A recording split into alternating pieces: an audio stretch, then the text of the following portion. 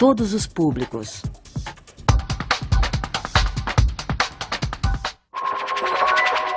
Você está assistindo Multicultura.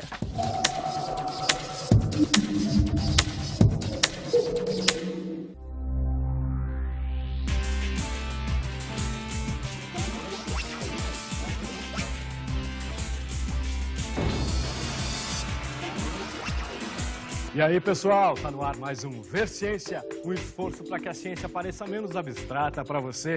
Programa que você pode assistir aprendendo e se divertindo. Quem vai ajudar a gente a entender melhor o tema do programa de hoje são os alunos do Cursinho e do Colégio Objetivo, ambos da Avenida Paulista. Sabe qual é o tema de hoje? Vou dar uma dica para você. Placas tectônicas se movimentando, rachaduras no solo, desabamentos, pânico. É isso aí, terremotos. Existem terremotos no Brasil? Onde? Queria saber se tem relação de terremoto com vulcão, assim, as regiões afetadas por terremotos são as mesmas que são afetadas por vulcões. É verdade que a maioria dos terremotos ocorre no fundo dos oceanos? Mas a gente não para por aqui. Você certamente tem dúvidas sobre esse tema. Por exemplo, que regiões do planeta estão mais propensas a terremotos e por quê? É possível se conhecer a natureza dos terremotos a ponto de prevê-los? Para saber tudo isso, a gente vai assistir um filme maravilhoso chamado Terremotos. Segure-se na poltrona.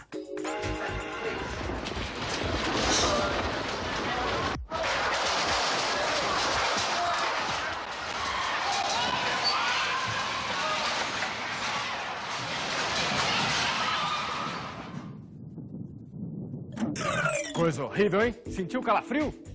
Será que no futuro, no Brasil, a gente vai ter terremotos? Sai pra lá, pergunta besta. Agora sim eu vou fazer uma pergunta decente. Por que no frio a pele fica arrepiada?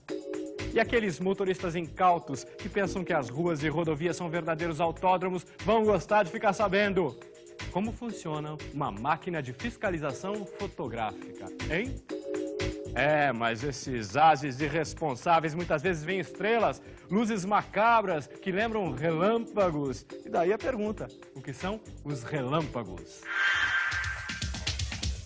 É o choque das cargas elétricas. Ele ocorre do choque entre nuvens que dá descarga elétrica. A diferença entre o potencial da nuvem, entre a nuvem e o ar, ou entre a nuvem e a terra? Acho que é encontro de duas nuvens de cargas diferentes. Parece que esse pessoal tá afiado mesmo, mas será que tá tudo certo? Você tem 50 minutos para pensar e concluir. O que é um relâmpago? Fora da atmosfera, as imagens mostradas pelas espaçonaves e pelas lentes dos satélites em órbita transmitem a enganosa sensação de que o planeta Terra é plácido, pacato. Engano! Na Terra está tudo em movimento, inclusive aquilo que a gente chama de terra firme. E às vezes esses movimentos são agressivos e destrutivos. São os terremotos que causam pânico, mortes e chamam a atenção de cientistas no mundo inteiro. Para falar sobre terremotos, convidamos o pesquisador e geofísico do IPT, Instituto de Pesquisas Tecnológicas, especialista em sismologia, não é isso? Luiz Carlos Ribota. Tudo bem? Tudo bem.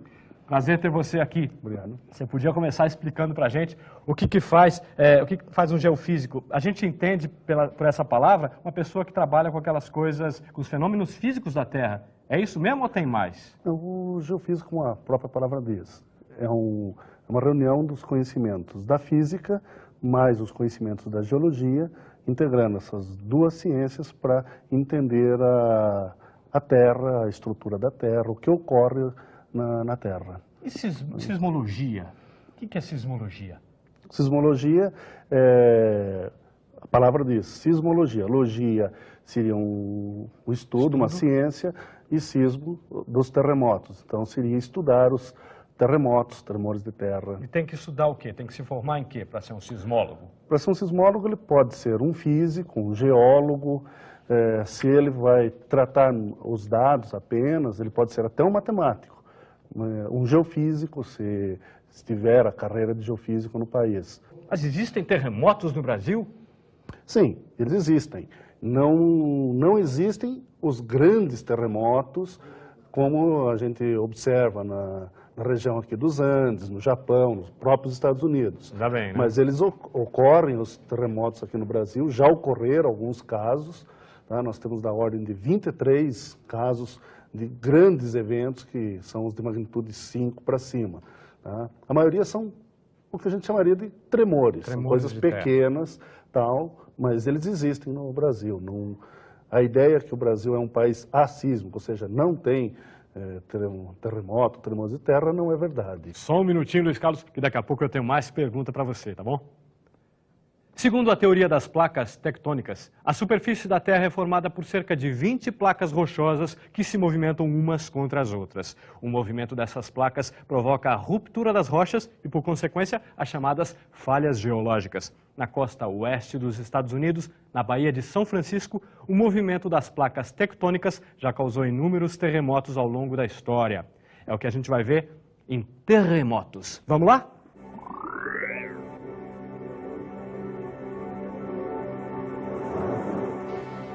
October 17th, 1989. Santa Cruz, California.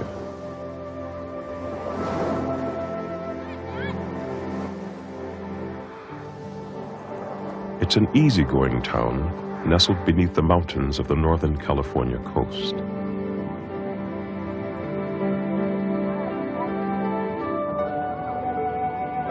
A visitor once called it an outpost of Eden.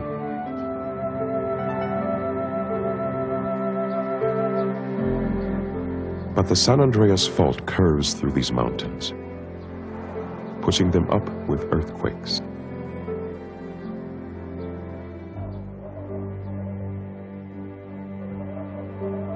Another is due, according to scientists. In a new kind of forecast, they offer probabilities as high as 85% over the next 30 years. On this day, underneath a mountain called Loma Prieta, probability became reality. Leadership.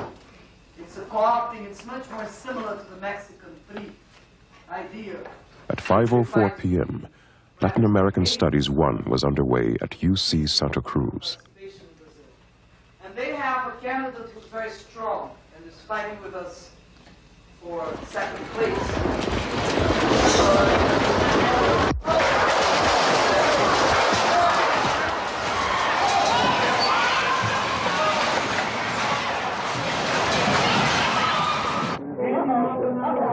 With video cameras everywhere, this was the most visible earthquake ever.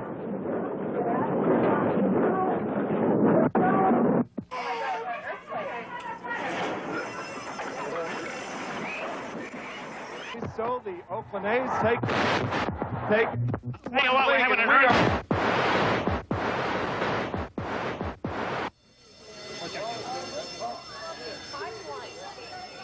In downtown Santa Cruz, the shaking was over in 20 seconds. Get off the avenue. You can't expect further aftershocks. There will be more building collapses. Most of the old masonry buildings were beyond repair. A plan to reinforce them had never been agreed upon. People were injured.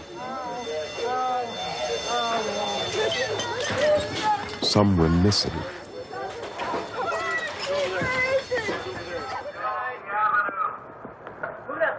Volunteers put themselves at risk from aftershocks.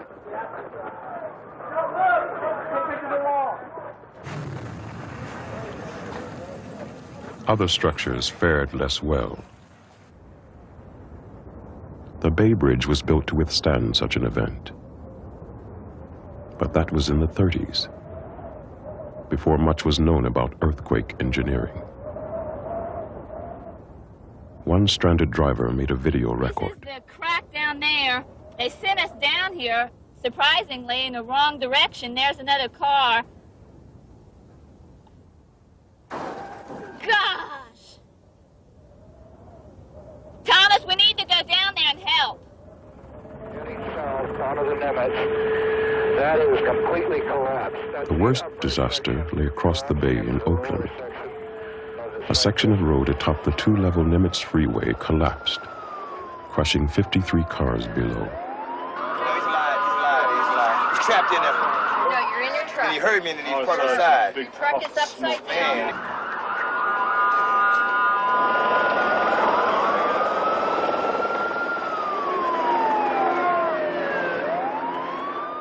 The freeway was built in the 1950s, before concrete structures were designed to be flexible. The road was slated for reinforcement.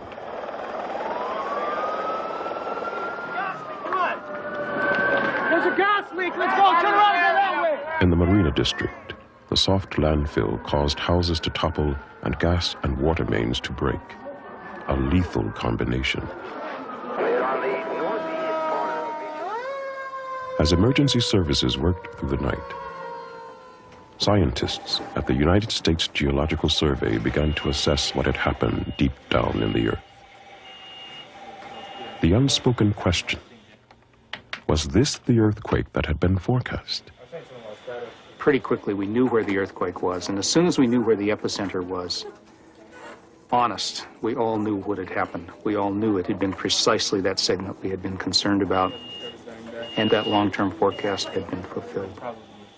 The apparent success of the forecast was affirmation for a new approach to earthquake alerts. Long-term forecasting is an attempt to give communities years or decades to prepare. But scientists also continue to search for the means to predict earthquakes, so they can issue short-term warnings in the days or hours before an event. We came closer to predicting this earthquake than we've ever come before. However, that's much less than half a loaf.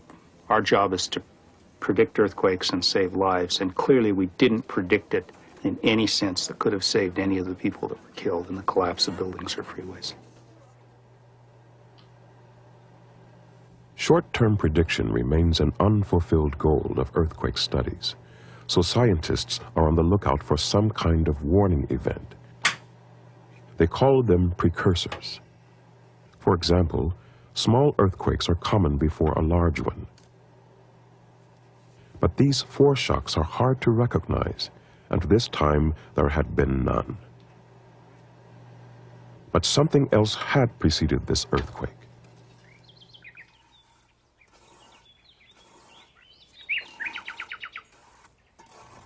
Near a town called Corralitos, only 3 miles from the epicenter, an experiment was underway that had nothing whatsoever to do with earthquakes. An antenna had been installed to monitor naturally occurring radio waves, part of a communication study for the Navy. Anthony Fraser Smith, a Stanford physicist, found that unusual low-frequency radio waves had preceded the earthquake. He wondered whether the squeezing of the earth before the fault ruptured had produced them. 3 hours before the earthquake, the activity went up to a level where you don't normally see it at all.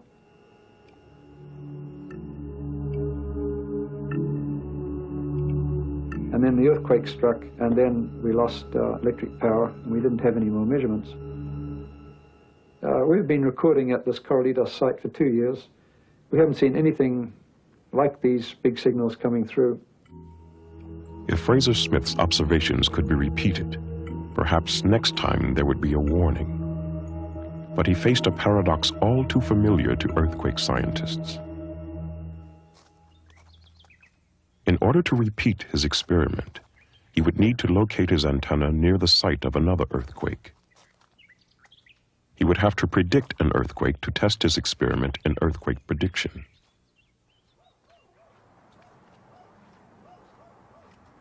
Often, earthquakes leave physical evidence, but even so, they remain elusive. To recognize patterns, geologists need to compare dozens of events. Yet few here now will be alive when the next earthquake takes place here. Earthquakes remain the most difficult of all natural phenomena to understand, much less predict. The recent achievements in forecasting are the result of efforts that have been ongoing for over 2 centuries, all inevitably pushed ahead by the devastation of another earthquake. The first important understanding of these events followed one of the greatest cataclysms of recorded history. Lisbon was one of the richest of European capitals, and during this time of Inquisition, earthquakes were an indication of divine wrath. On All Saints' Day of 1755, most of the 250,000 residents were in church. The city began to shake.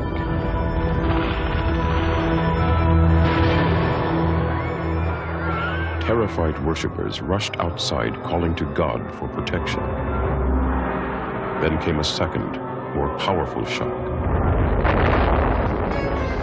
The ornate facades of all the great buildings collapsed, crushing the crowd below. Those that survived faced a tidal wave. Then a fire that burned on for 3 days. 60,000 people lost their lives. Lisbon's great medieval buildings and masterworks of art were incinerated.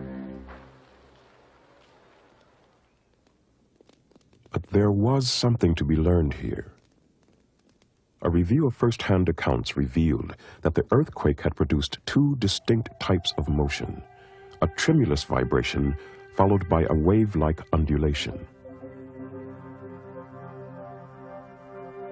The understanding of these vibrations would be advanced by the development of the seismograph. It was an instrument that could record and display these seismic waves. The Milne Gray invention of 1885 was the first practical machine, and in principle was simplicity itself. A heavy pendulum remains stationary because of its inertia, even as the world all around it shakes. The seismograph was able to record 2 distinct types of waves. A primary, or P wave, arrived first. This was followed by a secondary, or S wave. The faster P waves move through the Earth like sound waves, compressing ahead, expanding behind.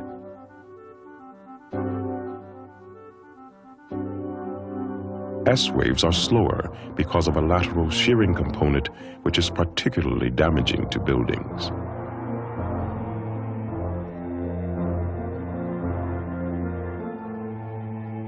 Because the waves travel at different speeds, it was possible to compare their time of arrival, then compute the distance to an earthquake.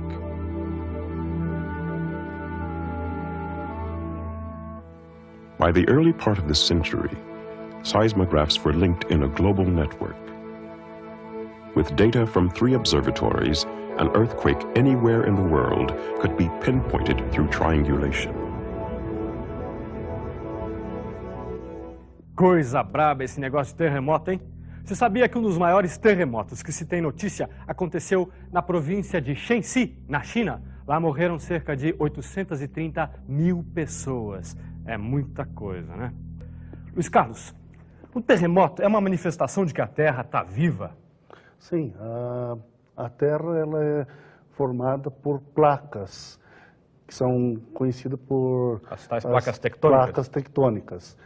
Essas placas elas estão em movimento relativo entre elas, umas indo em direção a outras, uma lateral a outra, né? Essa movimentação gera esforços. Esses esforços provocam os terremotos. Então, isso é uma demonstração que a dinâmica do planeta não é estática, e sim ele tem uma movimentação associada a ele. Só um momentinho que essa moçada quer saber mais coisa. A galera está interessada em saber o quê? Vamos ver? Eu queria saber qual é a origem dos terremotos. É verdade que a maioria dos terremotos ocorre no fundo dos oceanos? Qual é a probabilidade de acontecerem terremotos no Brasil em grande escala? É isso aí, a gente tem que perguntar tudo isso e muito mais, porque é um tema que a gente conhece muito pouco a respeito. Luiz Carlos, qual é a origem dos terremotos? A existência das placas tectônicas e o movimento que elas estão ocorrendo provocam esforços. Quando esses esforços atingem o nível de ruptura da rocha, há a ocorrência do tremor de terra, ou seja, o esforço rompe, há uma liberação instantânea de energia e essa energia provoca o terremoto, são as ondas sísmicas que a gente acaba percebendo. A segunda pergunta é verdade que a maioria dos terremotos ocorre no fundo do mar? Não. Os terremotos, uma parte deles ocorrem na região oceânica, principalmente onde há o surgimento das placas, onde são criadas essas placas. Também, do outro lado, onde essas placas são destruídas, tipo na região dos Andes, que é a colisão de uma placa continental, tipo a da América do Sul, e uma placa oceânica, que é a do Pacífico, ali também ocorrem os terremotos. No meio dessas placas também existem terremotos, tremores de terra, só que uma quantidade bem menor do que as bordas de placa. Quais as probabilidades de ocorrer terremotos em grande escala no Brasil? O fato do Brasil, geograficamente, estar localizado no meio de uma placa tectônica, significa que, geologicamente, nós já estamos com a estrutura antiga, já toda, vamos dizer, firme, estabilizada, toda ela estabilizada. Então, a ocorrência de sismos nessa região, que a gente define como intraplaca, é bem menor. Quer dizer, a probabilidade aqui no Brasil de ocorrer um sismo de grande magnitude é muito pequena, mas não é impossível. Nós temos, historicamente, na nossa região, da ordem de 23 grandes terremotos que ocorreram aqui na região do Brasil. Em quanto tempo? Desde o seu descobrimento, de 1500, nós temos dados levantados aí por pesquisadores, informações de sismos ocorridos desde 1560 até a atualidade. Mas nós não impede o fato de a gente estar no meio de uma intraplaca de que venha a ocorrer um sismo grande. A probabilidade é bem pequena. Ok, Luiz Carlos, daqui a pouco a gente volta a falar com você sobre o seu trabalho sobre terremotos. Você que voa, mas não é pássaro, tromba, mas não é jamanta, poderia me responder como é que funcionam as máquinas de fiscalização fotográfica?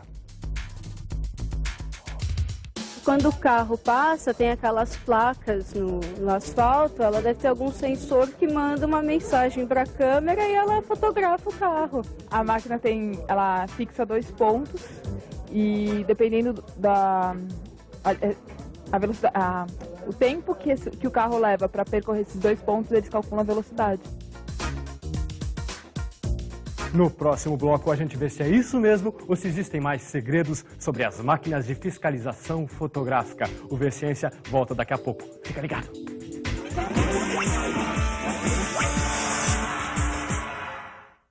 Quer sintonizar os novos canais da cultura na sua TV digital?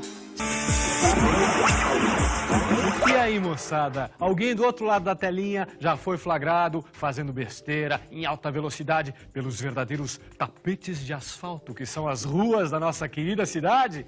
Procurou saber quem foi o bisbilhoteiro, salafrário, dedo duro que fez esse flagrante? Não sabe como ele fez isso? Vamos descobrir juntos.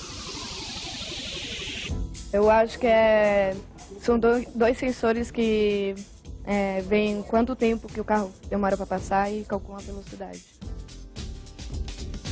Olá, meu nome é Murilo Torres, eu sou engenheiro da Assessoria de Segurança de Trânsito da CT, que é responsável pelo controle de velocidade no município de São Paulo. Eu vou explicar para vocês o funcionamento do nosso medidor de velocidade, que é conhecido vulgarmente como radar fixo. Ele é composto de sensores instalados na pista, que são fios de cobre em forma de laço detetor, como a gente está vendo aqui, tá? A gente aqui tem uma série de 3 laços detetores, isso é instalado na pista e recebe uma energia formando um campo magnético. Qualquer massa metálica que passar sobre o campo magnético produz um sinal para o equipamento que, nesse caso, mede 2 vezes a velocidade. São 3 laços detetores entre o primeiro e o segundo e o terceiro. A gente mede 2 vezes a velocidade, compara com a velocidade regulamentada e, se tiver maior, dispara um registrador fotográfico, que é composto de uma câmera filmadora que digitaliza a imagem infratora, gravando num Winchester removível. Isso depois é levado para uma sala de processamento e essa imagem é processada e sendo emitido o auto de infração, se for o caso. Esse sistema, resumidamente, funciona desse jeito. O carro passa, faz as medições e o registrador fotográfico é disparado daqui desse cantinho, pegando o veículo na faixa que foi acionada. Esse sistema é instalado independentemente para cada uma das faixas, então cada faixa fiscalizada tem um conjunto completo que você vai ver composto dessa cânula, onde tem uma câmera filmadora, e esse quadradinho que é um equipamento de infravermelho para tornar a imagem noturna visível. Esse é o sistema básico. Esse sistema básico de laço detetor também é utilizado na fiscalização de infração ao semáforo vermelho, que a gente conhece como Caetano. Basicamente é esse o sistema que a gente usa. É isso aí, pessoal. É sempre bom respeitar os limites e as leis de trânsito. Tinha um slogan da minha infância que dizia assim: não corra, não mate, não morra. Ficar esperto é isso. Hoje a gente recebe no Vê Ciência Luiz Carlos Ripota. Vamos continuar aqui o nosso bate-papo. Pelo visto, não dá para prever a ocorrência de terremoto. Por quê? Bem, prever com exatidão, que a gente gostaria de dizer, esse terremoto vai ocorrer tal dia, tal horário, nós não temos ainda condições. Só em filme. Em filme, de vez em quando, sabe, né? Sai todo mundo correndo. Não, aí a ficção, a ficção científica é possível tudo, né? Mas, na realidade, nós ainda temos deficiência. Já se consegue prever, estimar, às vezes com um certo erro, mas aquela precisão exata que a gente gostaria de ter para poder tirar as pessoas, isso aí ainda é difícil, porque os parâmetros envolvidos, os dados que a gente precisa obter, eles são complicados, nem sempre nós temos toda essa informação disponível para aquela determinada área de terremotos. Dá para saber, pelo menos, aonde é que vai acontecer um terremoto? Não, é a mesma dificuldade. Saber onde e quando ele vai ocorrer esse terremoto é difícil. A gente pode ter ideias. Essa região aqui, ela tem mais probabilidade de ocorrer um terremoto do que outra. Então, a gente tomaria mais cuidado na hora de fazer uma edificação, construir qualquer obra civil. São probabilidades, são ideias. Tá? Mas, com precisão dizer aqui, exatamente nesse ponto, vai ocorrer um terremoto, pois é difícil ainda, são estimativas. Obrigado por enquanto, Luiz Carlos. Os terremotos são fenômenos cujos segredos ainda estão bem guardados nas profundezas da crosta terrestre. Há muito, os cientistas tentam encontrar parâmetros que levem à sua compreensão e previsão. Assim, perdas, especialmente de vidas humanas, poderiam ser evitadas. Mas, apesar das pesquisas, ainda temos a impressão de que os cientistas estão no comecinho, nos primeiros passos. É o que vamos ver nesse filme, Terremotos. Vamos lá? In the 1960s, it was proposed that sections of the Earth's crust, outlined by earthquakes, were actually moving. According to this theory, great underwater ridges are pulling apart. The ridges move out like a conveyor belt. New ocean floor is formed by magma swelling up from the hot interior, like this lava off the coast of Hawaii.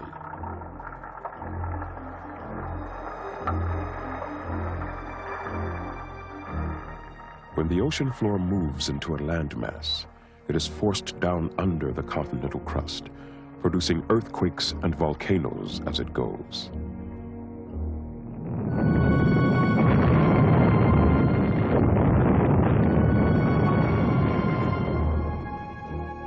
The gigantic ocean trenches, like those off Alaska and Japan, are the location for this subduction. In other cases, like India and Asia, two continents collide. There is no way to go but up. The Himalayas.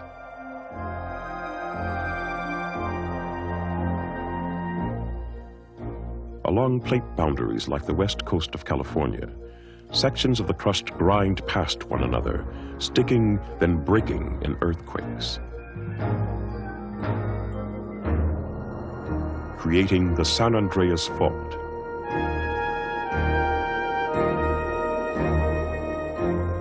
The theory of plate tectonics, as it came to be known, was one of the great discoveries of the 20th century. I don't expect in my lifetime to see something in the earth sciences that is so all-encompassing as this.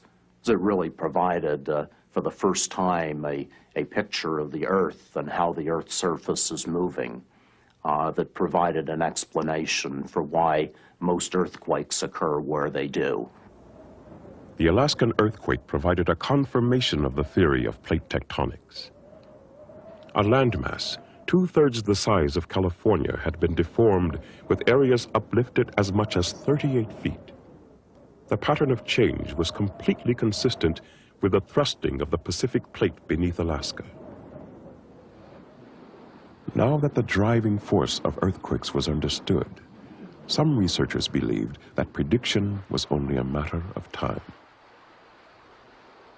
One thing that had happened was that 3 countries started major earthquake prediction efforts, the Soviet Union, China, and Japan, about 1965. We were well aware of what they were doing. I think in that period of working on earthquake prediction became something that scientists could work on without having to apologize for. It was a genuine scientific effort. That effort seemed to pay off in the early 1970s. U.S. scientists were able to confirm a Russian claim that a reliable precursor had been found at last.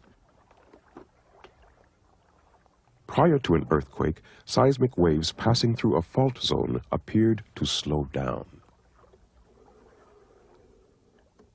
There was great enthusiasm that we understood the process, and we were within 5 to 10 years of predicting earthquakes, and we knew how to do it, and we just needed to get cracking. And it was heady times for the geoscientists. The prediction effort received a further boost when extraordinary news arrived from China.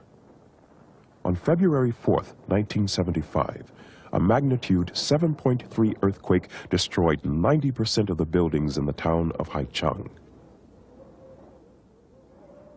But not before the State Seismological Bureau predicted the earthquake.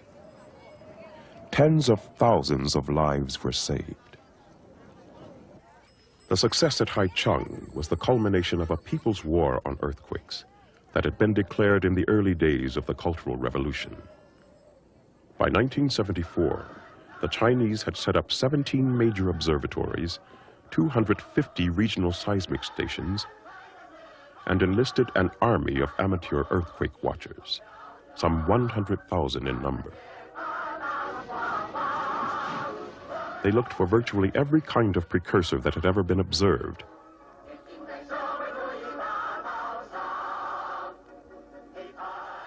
They monitored foreshocks, swelling of the ground, changes in electrical conductivity, and geomagnetics. The cadres were particularly impressed by the strange behavior of certain animals before the earthquake.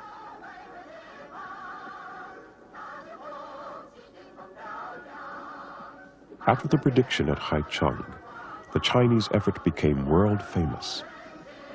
The success was widely hailed as a turning point in earthquake prediction.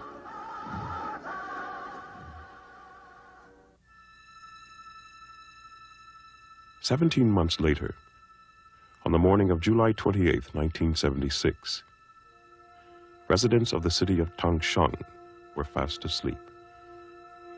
Suddenly, they were catapulted out of bed, then their homes collapsed upon them. There had been no prediction, no warning.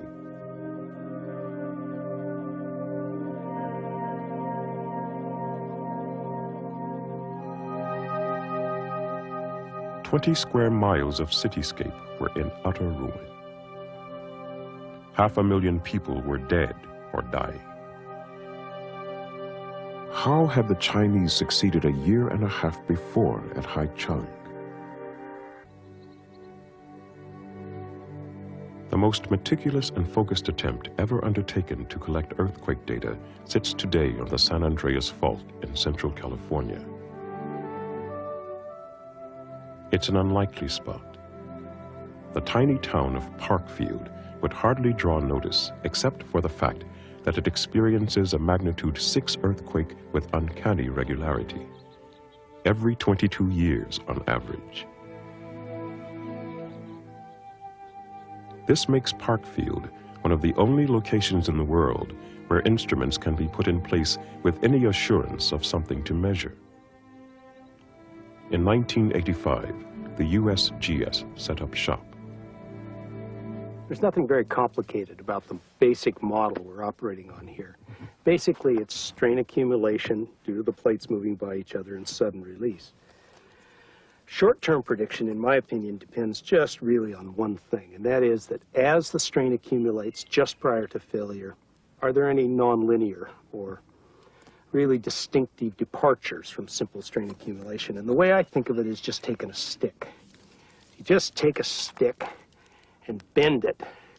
You can feel the strain energy piling up in the stick, and if you listen closely, you can hear the stick start to crack before it breaks. The question is, does the earth crack before it breaks? To answer that question, the serene segment of the fault is the setting for nearly 500 instruments.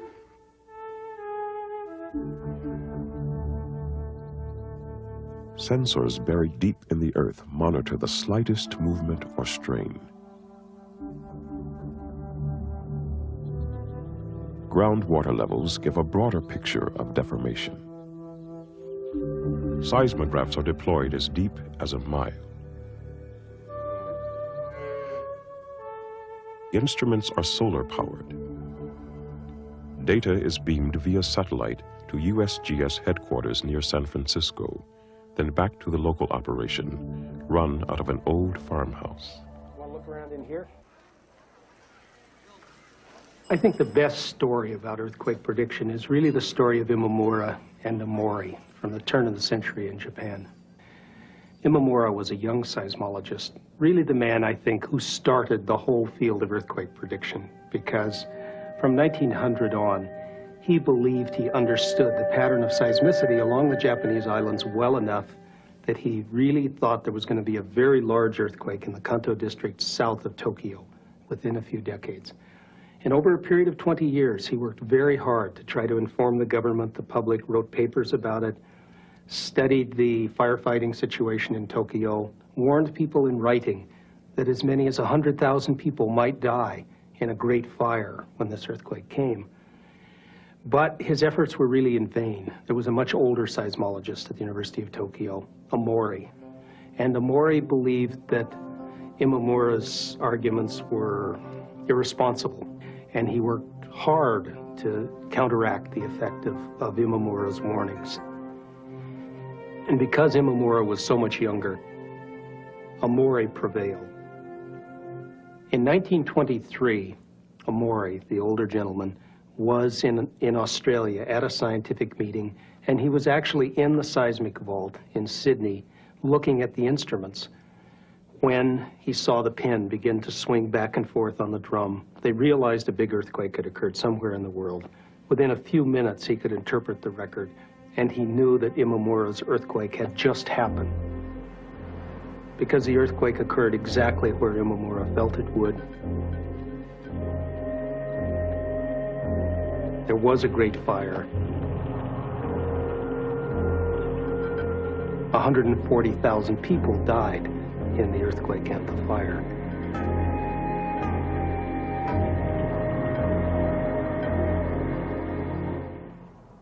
And when one looks back at the data they had, one can side either with Imamura or Omori. Neither of them was right.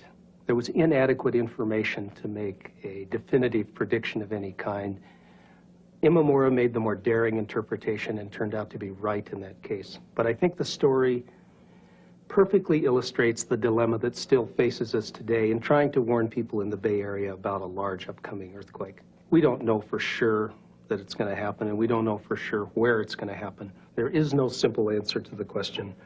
All we can try to do, I think, is try to communicate to people what we do understand with all its limitations and uncertainties, and try to help them see that while we can't tell them for sure the earthquake is coming, a big earthquake in the coming decades in the Bay Area is so likely now that I think they should start to behave as if they knew for sure it was going to come. There's some precautions now, I think, that if they're not taken, it will really be reprehensible. Como diria um sábio das ruas de São Paulo, terremoto? Tô fora. Luiz, a gente pode dizer que as cadeias de montanha são resultado da movimentação das placas tectônicas? As grandes cadeias, tipo a dos Andes, a dos Himalaia, sim. A origem dos Andes é a placa sul-americana, continental, movimentando-se em direção do Pacífico, em sentido contrário. A colisão delas provocou, vamos assim dizer, uma desceu e entrou, que seria a placa do Pacífico. A outra, devido ao atrito, enrugou, formando a cadeia dos Andes. No caso do Himalaia, é um processo similar, lá é a colisão de duas placas continentais. No meio do oceano, nós também temos cadeias montanhosas grandes que são originadas pela formação dessas placas tectônicas. São menores, mas existem. As cadeias montanhosas que existem no meio do continente, as serras que a gente geralmente fala, não, essa já é um problema, um outro problema geológico, de erosão, ou outro acontecimento geológico que provocou esse surgimento dessas cadeias. Vamos ver a curiosidade dessa moçada.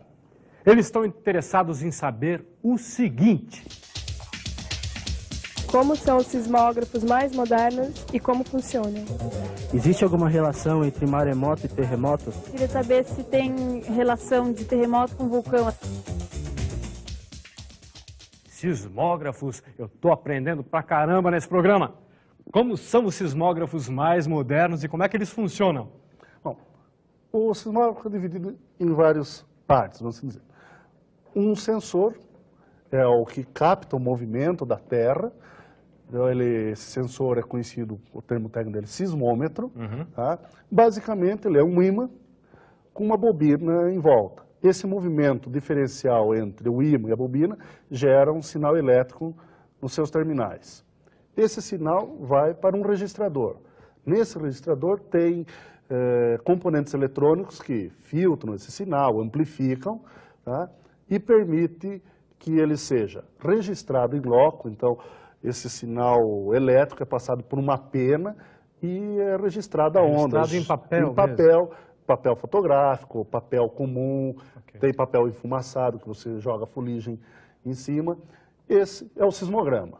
Esse é o mais moderno que tem? Não, esse é o princípio básico de um sismógrafo. Tá? O sismógrafo seria o conjunto todo. Existem hoje a possibilidade de essa parte do registrador não estar lá no campo, onde está instalado o sensor. Ela está numa sede localizada a dezenas, centenas de quilômetros. Esse sinal que sai do sismômetro passaria por um sistema de conversão do sinal de nível sísmico para um sinal de rádio, o HF, VHF, hoje até sinal de satélite. Você mandaria via rádio essa informação para uma estação central, onde ela estaria recebendo, revertendo o sinal de rádio para o sinal sismológico, assim dizer, e ali você estaria reproduzindo, gerando o sismograma. Nessa central você pode estar recebendo dados de várias estações remotas. Tudo centralizado ali. Tudo centralizado. E esse é o sismógrafo mais moderno que tem? O mais moderno, usando essa mesma característica, em vez de você produzir o sinal ali num papel, produziu, não tem mais o que você alterar, porque está escrito, vamos assim dizendo, tá? Eles gravam esses dados, eles convertem o dado analógico para a forma digital. Esse dado digital é gravado em tipo Winchester de computador, grosso modo. Depois, usando um computador com softwares apropriados, você processa esse dado digital. A relação entre terremoto e vulcão? Bom, eles, vamos dizer, a existência de um vulcão num lugar quando ele está se preparando para ocorrer, entrar a erupção, esse movimento do magma vai gerar pequenos terremotos. O fato de ter terremoto não significa que vai ter um vulcão. Tá? Se nós olharmos no mapa, uma distribuição geográfica, nós vamos ver uma coincidência dos terremotos com os vulcões, principalmente nos limites das bordas de placas. O motivo é, você tem, vamos dizer, a colisão das placas, elas criam um atrito, esse atrito, quando ele cria a condição de ruptura da rocha, gera o meu terremoto. Mas esse atrito também gera calor, esse calor derrete o material, torna ele uma espécie de um magma, que também, às vezes, devido à condição geológica, tende a vir para a superfície, formando um vulcão. É por isso que os dois estão geograficamente próximos. Mas não significa que um terremoto ocorrendo tem que ter um vulcão para ocorrer. E existe, tem alguma coisa a ver, terremoto e maremoto? Sim, o maremoto, a grosso modo, é um terremoto que ocorreu no fundo oceânico. Ele atingiu uma magnitude, um tamanho tal que o movimento do solo oceânico fez com que a água se movimentasse. A gente sabe que o movimento pequeno na água faz com que ela gere grandes turbulências e isso provoca um maremoto. Então, o que é maremoto? Um terremoto ocorrido lá no meio do oceano que provoca as ondas vindo para a Terra. E agora mais uma pergunta para você. Você poderia me dizer por que, quando está frio, a pele fica arrepiada? Por quê? Acho que é porque os pelos levantam para manter a temperatura do corpo. O corpo pede calor para o ambiente e assim os pelos se levantam para receber o calor, para tentar captar o calor de novo. Será que toda essa moçada estudou no mesmo livro? Será que vocês estão com a razão? E o arrepio é um sistema de defesa para manter a temperatura do corpo? Fica com essa pergunta até o próximo bloco, que daqui a pouco a gente te responde. Até já!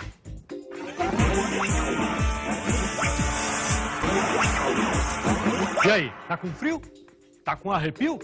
Teve gente aqui no intervalo que disse que não é só de frio que a gente sente arrepio, não. E eu tive que concordar. O que é que você acha? Vamos conferir a resposta. É um meio de reter mais calor na pele, para manter a temperatura, o equilíbrio dinâmico do corpo. Oi pessoal, meu nome é Gilberto Xavier, eu sou professor do Departamento de Fisiologia do Instituto de Biociências da Universidade de São Paulo. E eu estou aqui para explicar por que quando está frio a pele fica arrepiada. Isso está associado com a evolução dos mamíferos. Na verdade, vocês sabem que os mamíferos são um grupo de animais que possui pelos. Então, o aparecimento do pelo está associado com o desenvolvimento de uma temperatura mais elevada em relação à temperatura do ambiente. Os mamíferos, notoriamente, têm uma temperatura corpórea que está acima da temperatura ambiental. Então, eventualmente, para esses animais, pode vir a ser um problema perder muito calor quando o ambiente esfria. E a solução que a natureza encontrou para, eventualmente, lidar com esse problema foi colocar ao redor do corpo uma camada de pelos.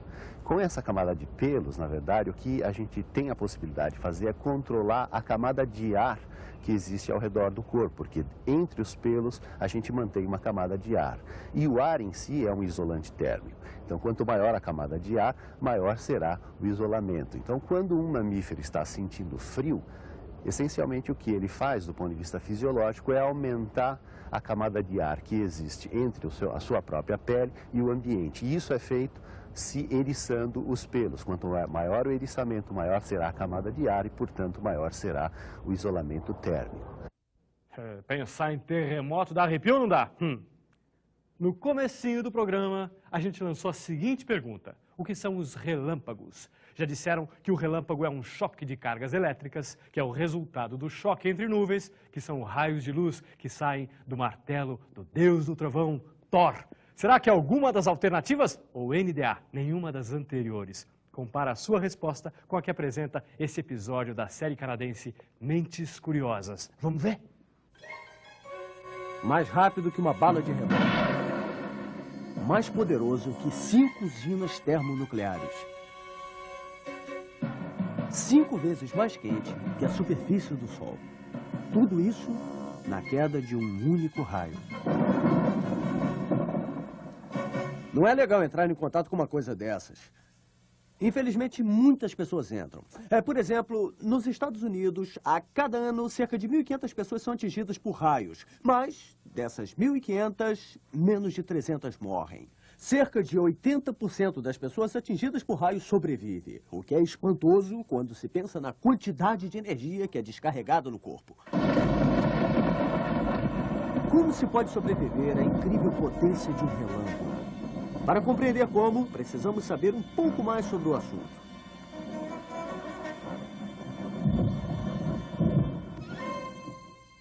Um relâmpago nada mais é que uma longa fagulha de eletricidade estática, como a fagulha que é produzida quando você esfrega os pés no carpete e pega na maçaneta da porta. O esfregar dos pés gera um excesso de carga elétrica em seu corpo, que é liberada quando você toca algum condutor, tipo uma maçaneta de metal. Eu vou mostrar do que eu estou falando. Este é um gerador Van de Graaff. Dentro, nós temos uma cinta rotativa que se esfrega em escovas. A fricção gera um excesso de carga elétrica. A carga se concentra na cúpula, até que eu toco com essa vareta neutra de aterramento. A carga excessiva é liberada.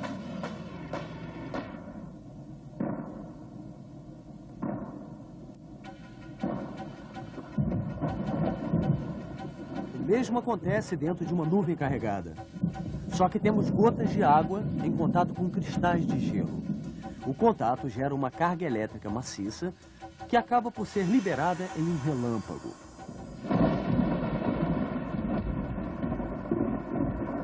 Antes de continuar, eu preciso esclarecer uma coisa. Muita gente imagina, o relâmpago sai da nuvem e vem para a Terra, ou ele sai da Terra e vai para a nuvem? Tudo bem, eu é que estou pensando. Bom, a resposta é as duas coisas. O relâmpago comum, da nuvem ao chão, ocorre em duas partes. O processo se completa em 1/1000 de segundo, o que é invisível ao olho humano. Mas vou mostrar do que eu estou falando com a ajuda da câmera lenta. Aqui está a primeira carga, descendo da nuvem. Ela se chama carga líder. A carga líder provoca uma segunda e maciça descarga que flui do solo de volta até a nuvem. Esta é a carga de retorno. É ela que vemos quando relampeja. A carga de retorno tem mais potência que a energia gerada por 5 usinas termonucleares. A sua temperatura é 5 vezes mais quente que a superfície do Sol. 5 vezes mais quente que a superfície do Sol? Como alguém pode sobreviver a isso? Muitos sobreviventes de relâmpagos devem sua vida a isto. Obrigado, Tom. Água. É o fato dela conduzir a eletricidade. As pessoas surpreendidas por tempestades, em geral, ficam molhadas. Quando um raio as atinge, em vez de passar pelo corpo, a maior parte da corrente corre pela pele molhada. Isso se chama descarga disruptiva. A descarga disruptiva tem resultados dramáticos. À medida que a corrente se propaga, ela transforma instantaneamente a umidade da pele em vapor, o que faz as roupas e os sapatos literalmente explodirem.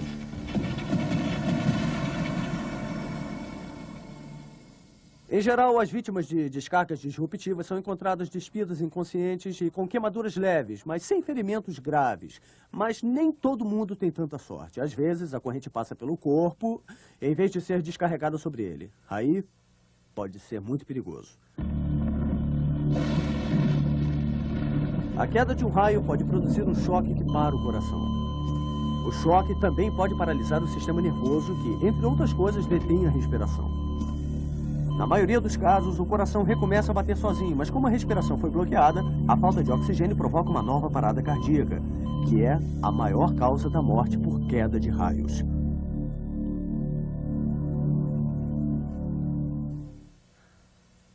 Como evitamos ser vítimas da queda de raios? Bom, você deve aprender algumas coisas. É mais fácil um raio atingi-lo se você for o mais alto objeto da área. Bom, o risco é multiplicado se estiver carregando algum condutor, tipo um taco de golfe de metal ou um guarda-chuva.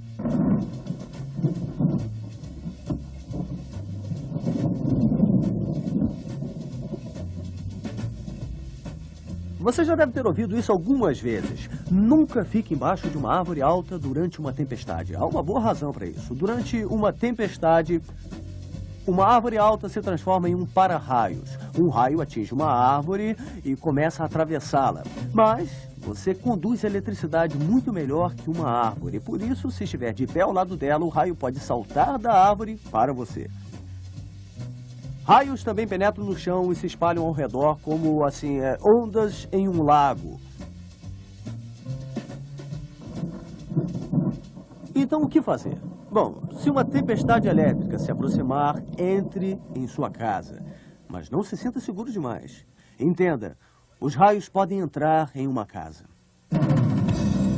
Os relâmpagos podem trafegar através de encanamentos, fios elétricos e cabos telefônicos. Muita gente já morreu falando no telefone. Tente desligar computadores e televisores. Isso pode evitar que você os veja explodir. Enfim, se você for surpreendido no meio de um campo sem abrigo à vista, tente virar uma bola com duas pernas. Agache-se sentando nos calcanhares assim, tá? Isso transforma em um alvo muito menor. Ih, vem uma tempestade aí, ó. Excelente, acabou por hoje. Onde é que você vai? Ah, peraí.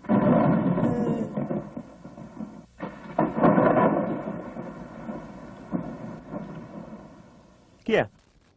Você sabia que o Brasil é um dos lugares onde mais caem relâmpagos? Pois é. Luiz, os terremotos são capazes de mudar o clima, a temperatura, trazer tempestades, coisas assim? Não, isso não. Um terremoto, criar essas alterações, não. O que às vezes ocorre é você ter uma condição de uma chuva, uma nuvens baixa, ocorrer um trovão e a pessoa está desatenta e acaba associando a um terremoto. Eu conversei com o Luiz Carlos Riporta, pesquisador do IPT. Queria agradecer a sua presença. Foi um aqui. prazer estar aqui, obrigado. Obrigado. Ainda bem que no Brasil a gente não tem grandes terremotos. Isso. Até a próxima oportunidade. Tá, muito obrigado, hein?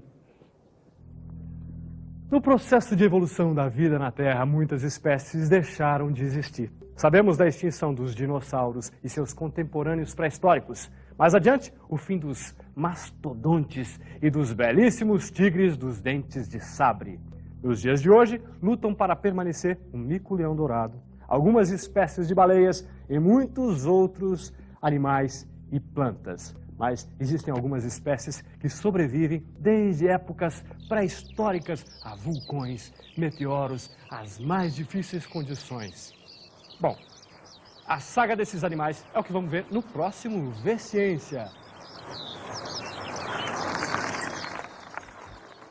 Não deixe de assistir. Caso você queira participar, use o correio convencional ou o eletrônico. Envie a sua correspondência para o nosso correio eletrônico. Anota aí, vciência@tvcultura.com.br ou ainda para Caixa Postal 11.544, CEP 05049-970. Participe! A gente fica por aqui. Boa sorte, seja feliz. Até a próxima.